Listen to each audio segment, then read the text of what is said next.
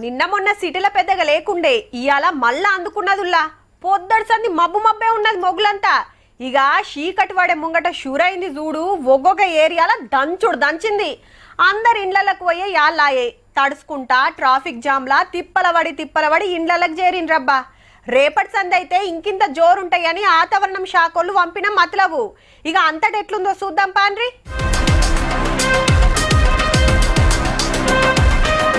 ఓ కొడుకు ఇదేం ట్రాఫిక్ రా నాయన కంటి చూపు పోయినంత దూరం 7 బండ్లు అన్నీ ఆగినాయి ఏం తక్కువ 15 కిలోమీటర్లు మరి కామారెడ్డి దగ్గరలో పెద్ద సడక్ మీద గిట్లుంటే జంగంపల్లి కాడ చూడు రోదాని అనుకోటి ఎంత పొడుగున్నదో.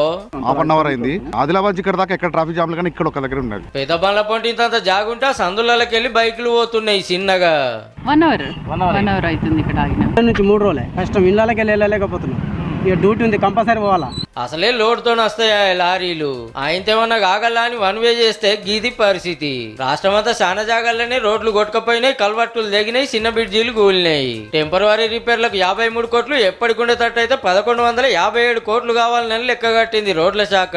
580 అంగన్వాడీ బంగ్లాలు డేంజర్లుంటే ఇంకో తావుకు మార్చాలని ఆర్డర్ వేసింది మంత్రి సీతక్క. ఆడాడ పాతిండ్లు కూలితే సర్కారు వాళ్ళు ఇందిరం మీన్లు కట్టిస్తామంటున్నారు.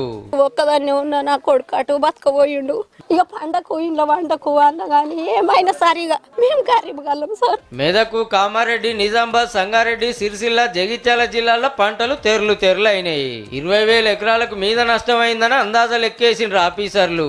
పంటలన్నీ మొత్తం నీలమట్టం అయిపోయినాయి. అధికారులు వచ్చి స్పందించి రైతులకు న్యాయం చేయగలరని మా యొక్క మనవి. కడమ జిల్లాల జరంతా నిమ్మలపడ్డాయి కానీ నిర్మల్ ఆదిలాబాద్ జిల్లాలు ఇయ్యాల కూడా పొట్టు ఆనలు వరదలు వాగులు బొంగి చెర్లు మత్తడి దుంకి చానూర్లలో తిప్పలు ఉంది.